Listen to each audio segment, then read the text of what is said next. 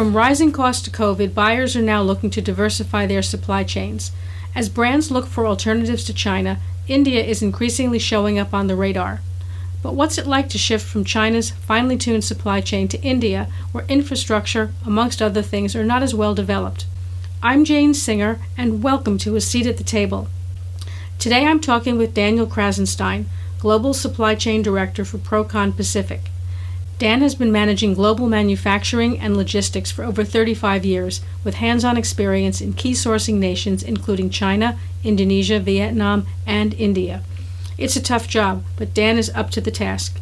He's managed to shift most of his production from China to India and gotten those orders manufactured and shipped even during COVID. Today he's going to talk about what he's learned about successfully working in India, as well as lessons he's learned about what you need to do to manage a global supply chain in the 2020s.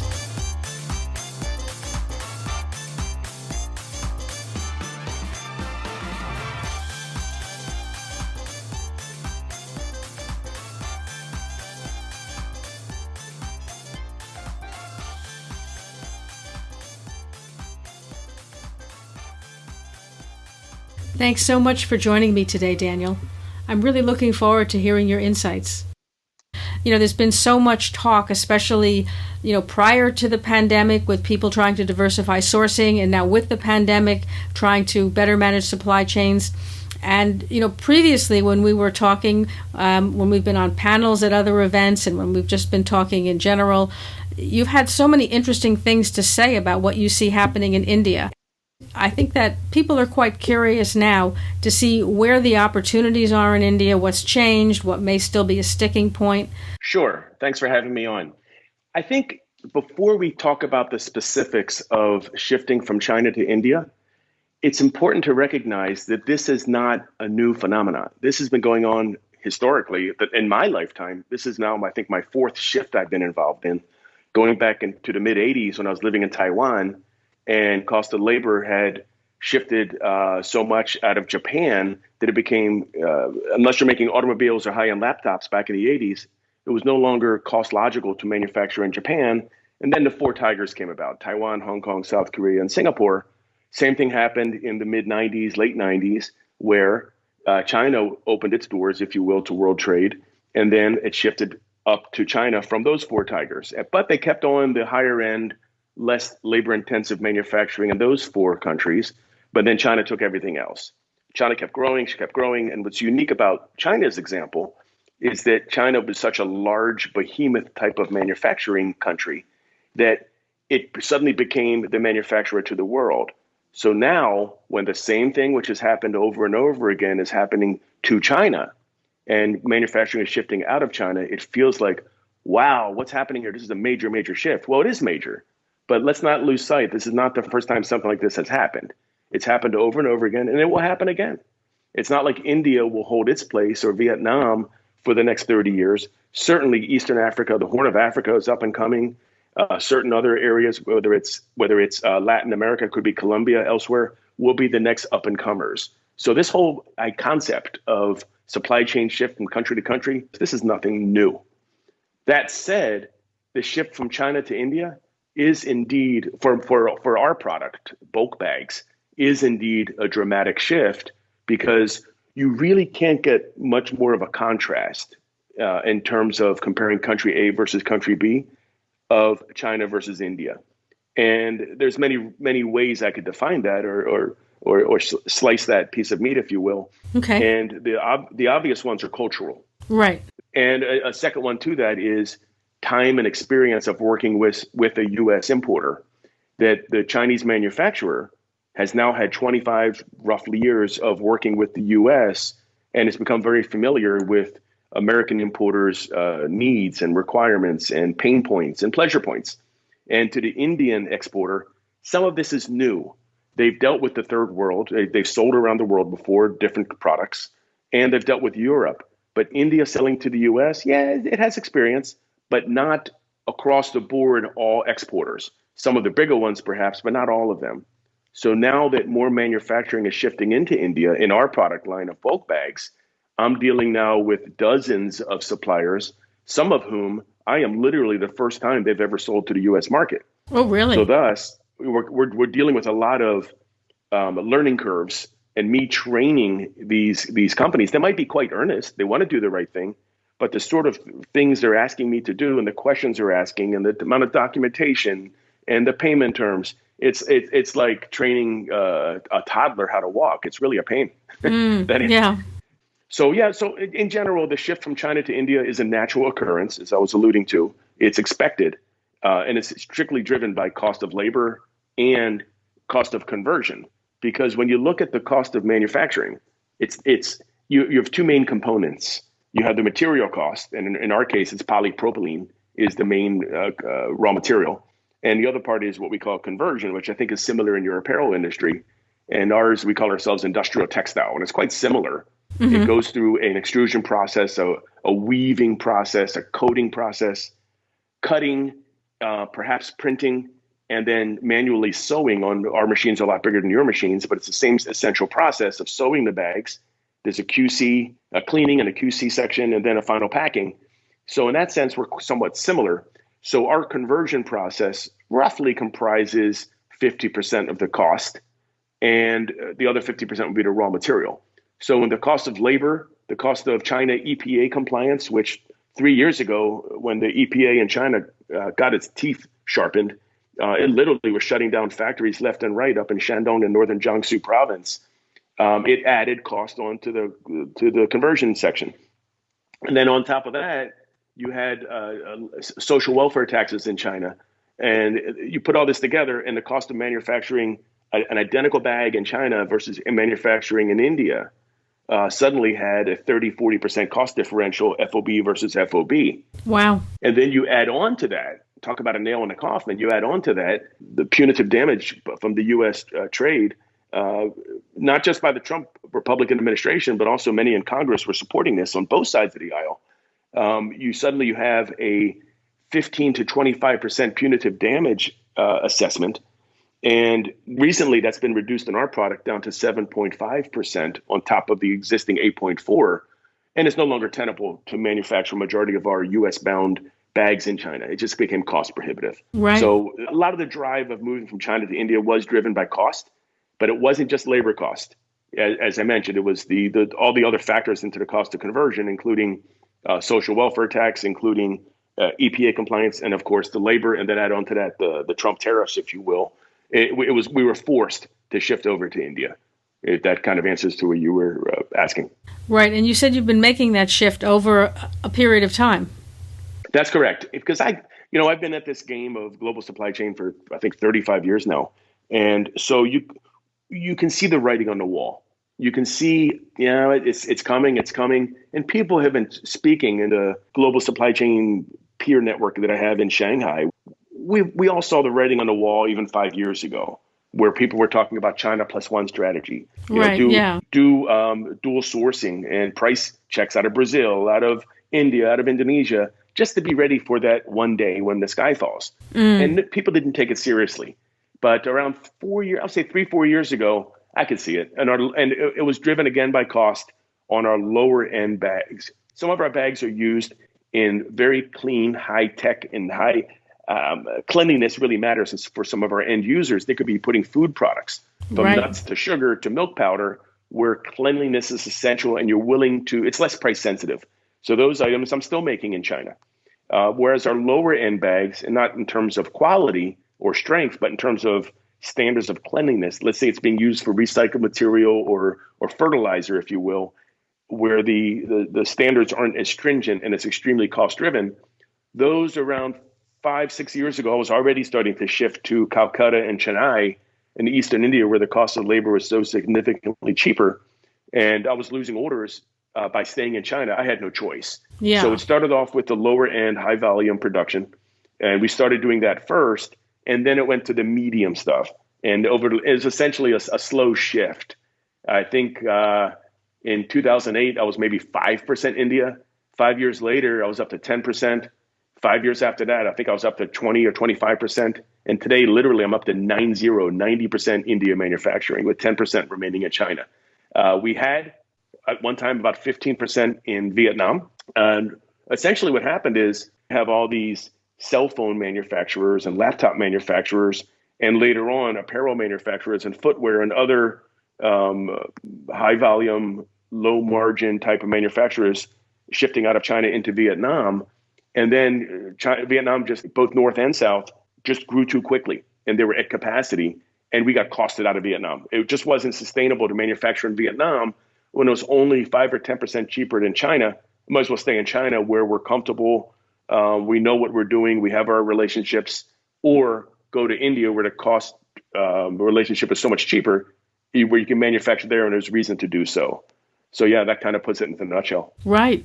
So when you're looking at sourcing in India, and you've been there for such a long time, what do you see that's changed in India?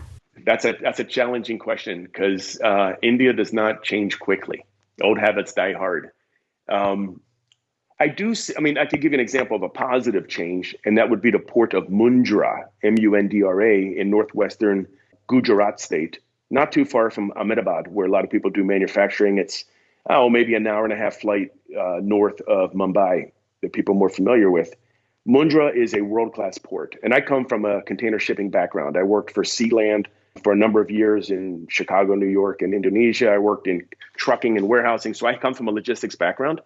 And I have to say, of all the ports I've seen in the world, and I've been to many, I've been to hundreds of ports, literally, Mundra Port is up there amongst the top 3 or 4 ports I've seen in the world in terms of capacity, equipment, technology, and ability to turn around both containers and vessels very quickly, operated by extreme professionals.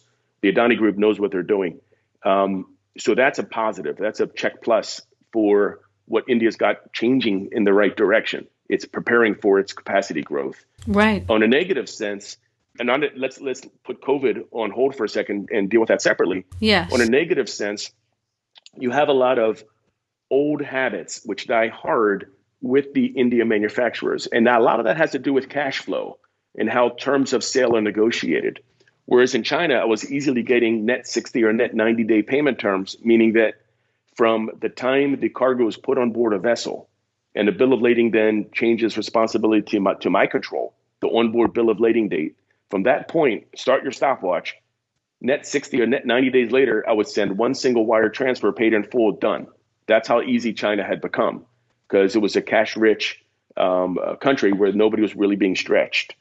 In India, on the other hand, cash flow is a serious problem until to this day.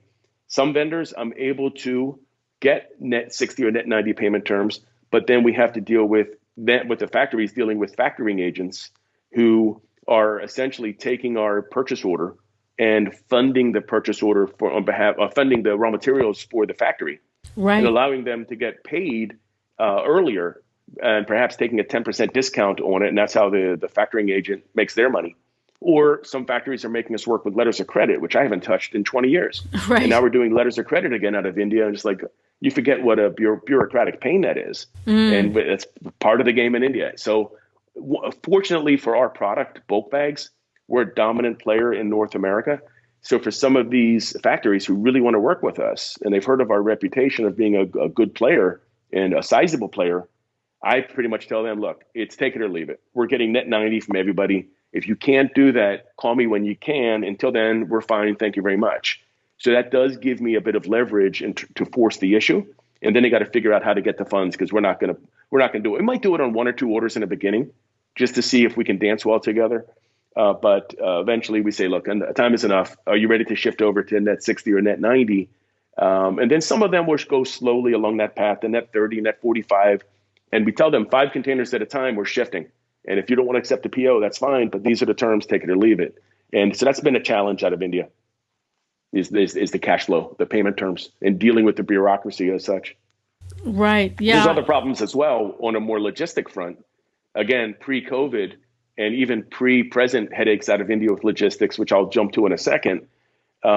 Getting a container from an inland point to a container port, especially when you're dealing with multiple states, it's not as easy as it sounds for many reasons. Some of them are pure quality of railroad, quality of highway, especially when it rains. Part of it is bureaucracy of state versus state and federal India customs, and general stubbornness So to get cargo out of India is not as easy as it sounds unless you're dealing with an experienced exporter who is operating in a free trade zone right next to the port, and then it operates a lot more smoothly. Whereas in China, you don't even think about it anymore. It works like clockwork. It's like going to McDonald's, ordering burger, fries, and a Coke, special number 3, and it shows up. That's how China was getting it. So automated. Yeah, You yeah. don't really expect the surprises and the variables. Where of India, it's every day you wake up looking at your daily communications, whether it's WhatsApp or email, and thinking, okay, what are the fires I got to put out today? And every single day is a new fire. It can be challenging and fun, and you use your experience to solve problems, but it's every single day, every single order, something's up.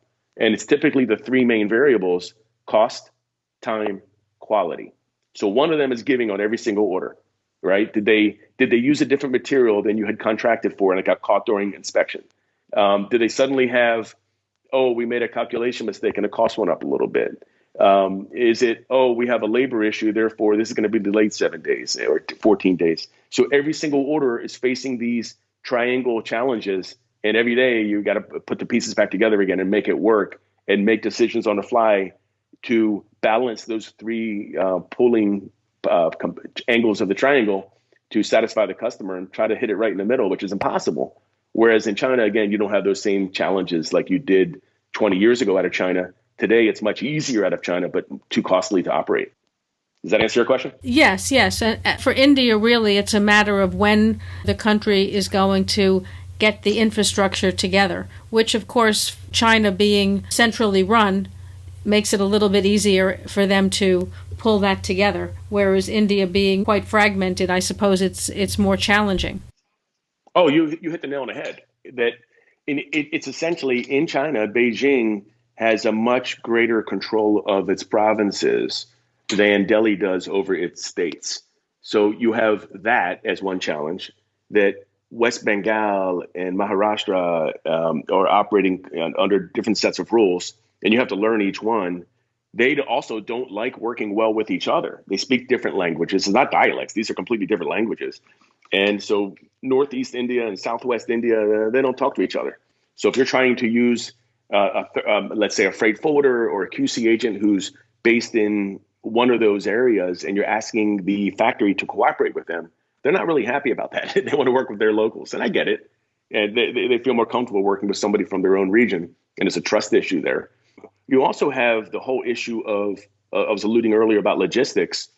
Eastern India and Western India operate completely different. As I mentioned earlier, Mundra in Northwest Gujarat state, being such a modern port, it's a deep water port as well. So you have decent sized container ships, 5,000 or 6,000 TEU vessels, calling there several times per week with all the different consortia. And they are going on a direct line haul service through the Suez Canal into New York with no transshipments.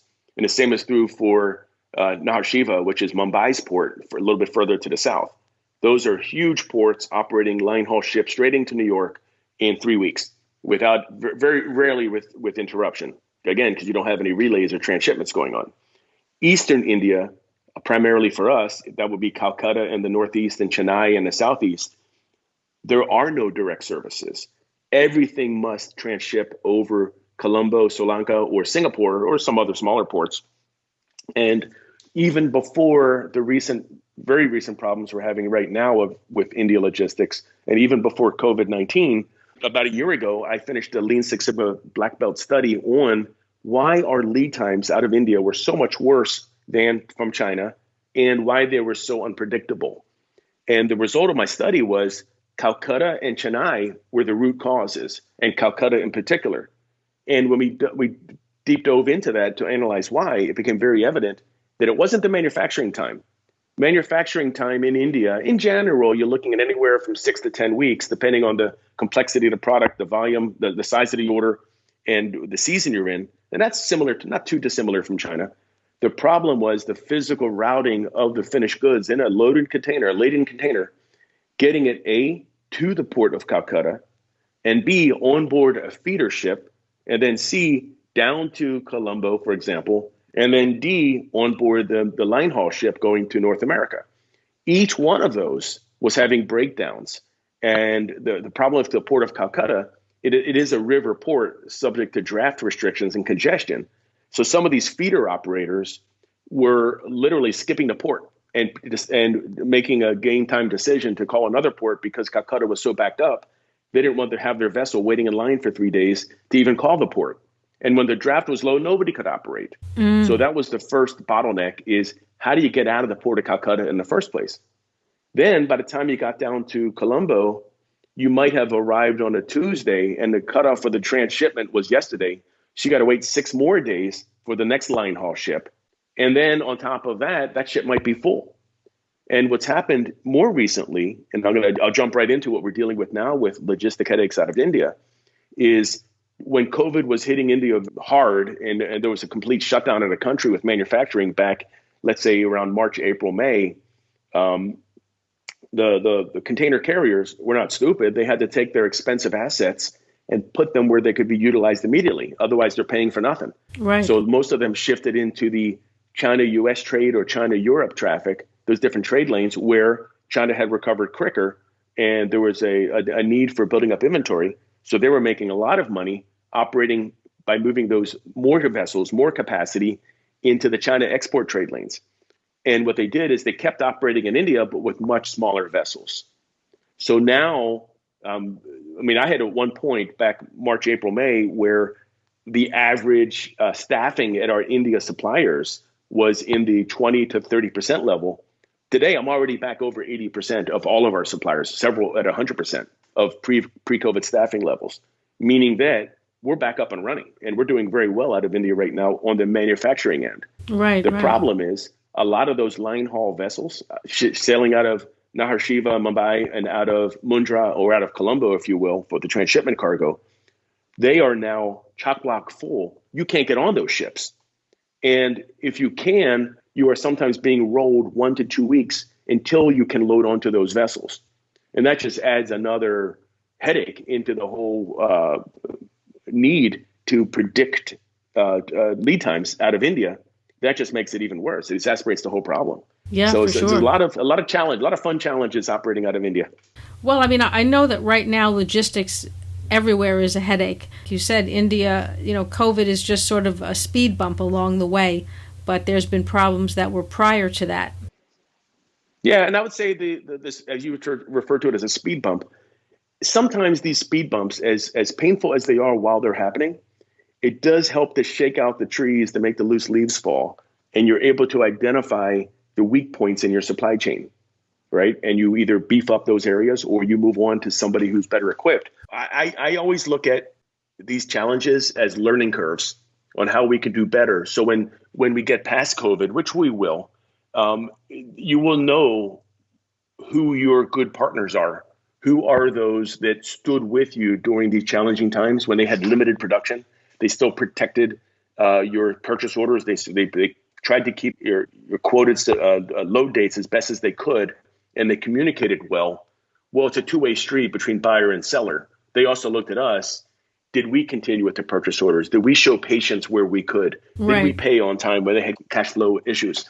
So as a result, it's a good way to shake up the relationships between supplier and buyer and realize who really are good partners. It's like a marriage. Yeah. It's easy during the honeymoon time to say all is honky glory when you're in Tahiti at the beach sipping pina coladas.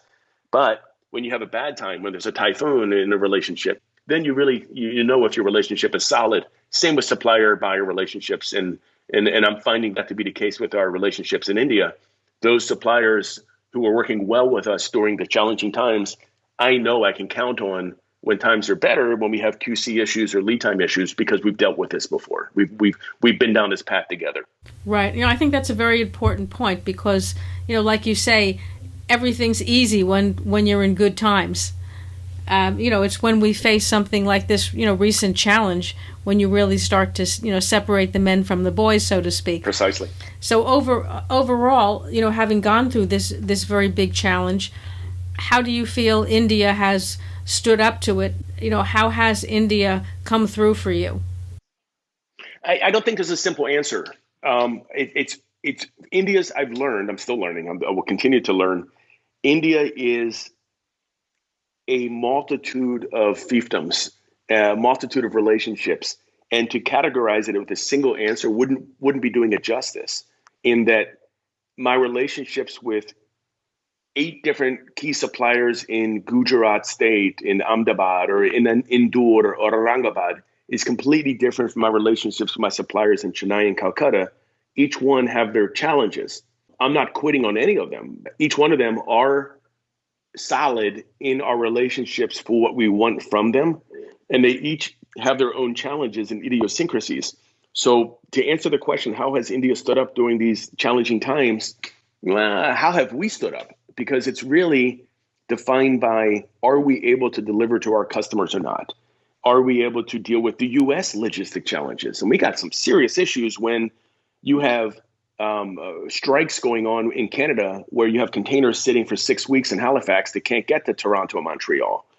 You have problems in New York where you have container ships coming in and New York becomes overloaded with containers and you can't get on board a rail to get to Chicago in a timely fashion. You have problems in Los Angeles, Long Beach, where you get ships coming in and there's not enough chassis available for a multitude of reasons. And your trucker goes in there and they have to go in 3 times to pick up a container because there's no chassis available. And you're dealing with US bureaucracy. Believe me, you can't just point the finger one way and say it's all on India. We have our own problems in the US. So it's more, the burden is on me and our company. How are we dealing with it as opposed to how's India come through this? I kind of look at it as a team. Right. And the ultimate decider is how we're doing it, and essentially it's our clients. That if they keep placing orders and working with us, that's a good sign. If they shift to our competitor because they're dealing better with the challenge than we are, that's a bad sign. Yeah, and based sure. upon our order flow, I think we're doing great. I think we really are. And sometimes when you're caught up in the trees and not looking at it from a forest view, you get depressed because every day it's like, oh, hell, what's going to happen today? And I know I didn't deliver on time. We were 2 weeks late, or we had to pay another nickel on this month to solve the problem. And I get bummed out about it because I didn't perform to my expectations.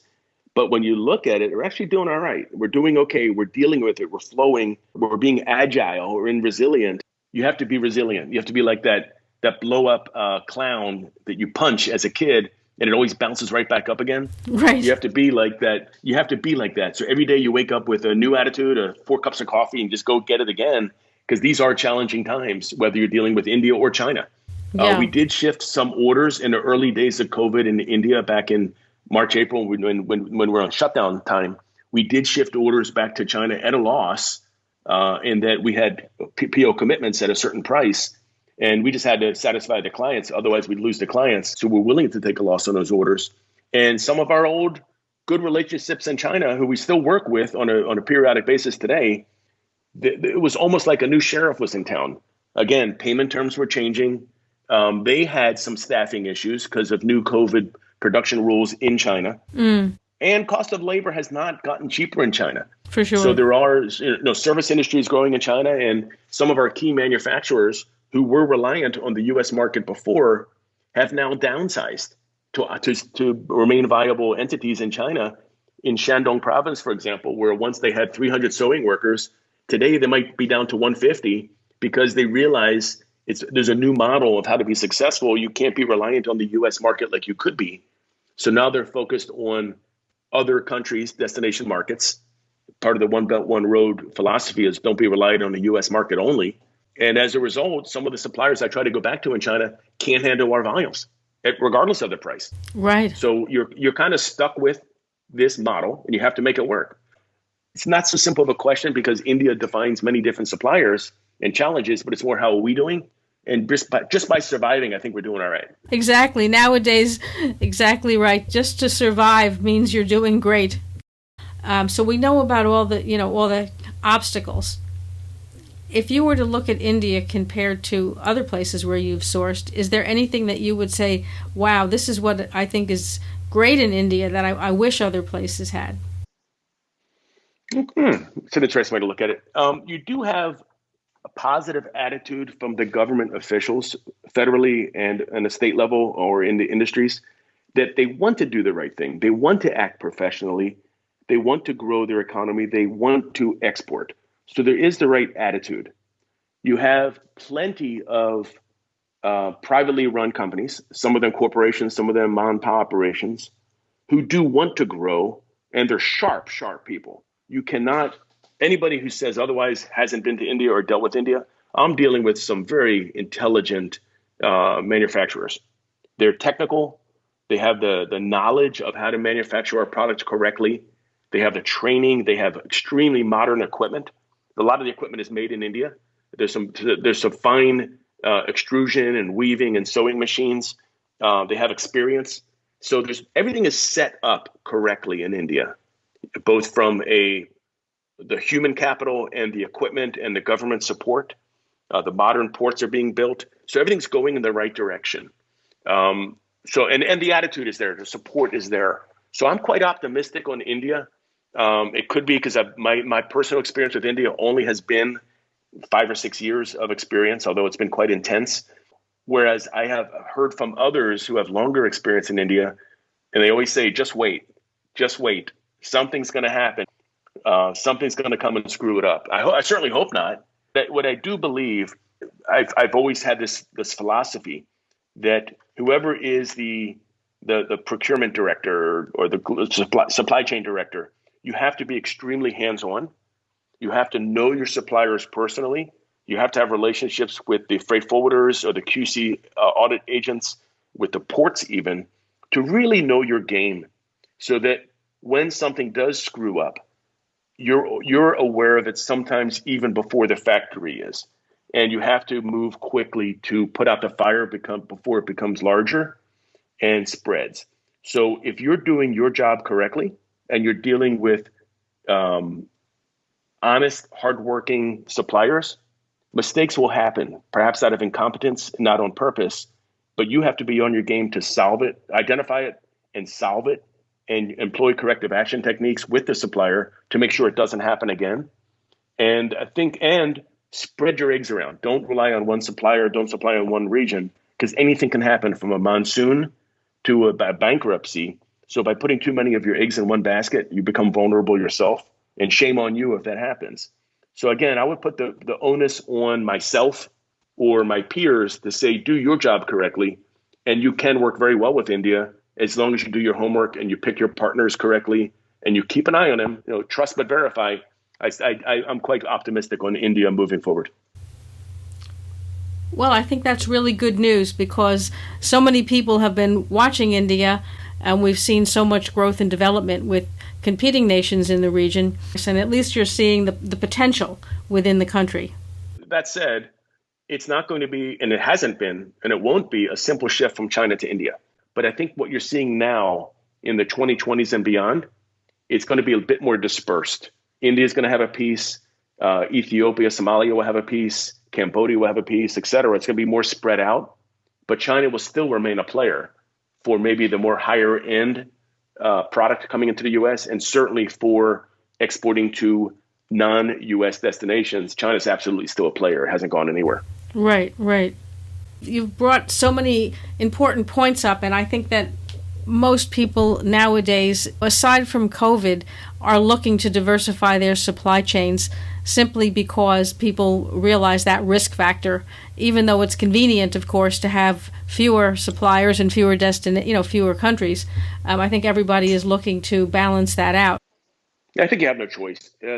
Again, you have to be agile, and the best way to be agile is to have choices. And don't be lazy. You have to spread out a little bit and force the spread, because you really don't know when the next tsunami or COVID or there's going to be another crisis. I can put money on the table right now and say 2021 will have another crisis, and probably one we haven't even thought up yet. Beyond tsunamis, beyond COVID, I don't know what the heck it is, but it's going to be something. And if you're too reliant on one country or one source, you're setting yourself up for you're vulnerable. So you have to be ready, be agile. Times are changing, and this is where supply chain professionals earn their keep and earn the right to report directly to the CEO and eventually become the CEO, because the supply chain professionals are the structure of the company. They touch every aspect, from finance to logistics to inventory, you name it. Supply chain touches everything. And the more agile you are to deal with times of change, the more valuable you are. So you got to be ready for it. Daniel, thank you so much for taking the time and sharing your views. It's been very interesting to hear about supply chain from your point of view and to get a deeper look at what you see happening in India. I've enjoyed it, Jane, and thanks for dealing with the time difference between Hong Kong and LA. I think it's your 1 in the morning. It's been my pleasure, Daniel. Thank you. If you found this podcast useful, please subscribe to the channel so that you'll never miss an episode. And speaking of new episodes, next week I'm talking with Jenny Bai, founder of Mingyan, who will be telling us about how she's working with Western celebrities to help them build their personal brands in China. If you haven't listened to our previous episodes, check out the playlist, where you'll find leading professionals discussing direct-to-consumer brands, a new look at Bangladesh, why retail is in the state it's in, an upcoming blockbuster movie with a lot of merch opportunities, and actionable advice for executives who are looking for new jobs. All this and a lot more. And if you're looking for an easier way to keep up to date on sourcing shifts, new technology, supply chain strategies, emerging markets, and of course e-commerce, head on over to our website, insidefashionlive.net, and consider subscribing to our weekly newsletters. You'll also find all of our contact information there. Please feel free to contact us with any ideas, suggestions, or questions. That's insidefashionlive.net.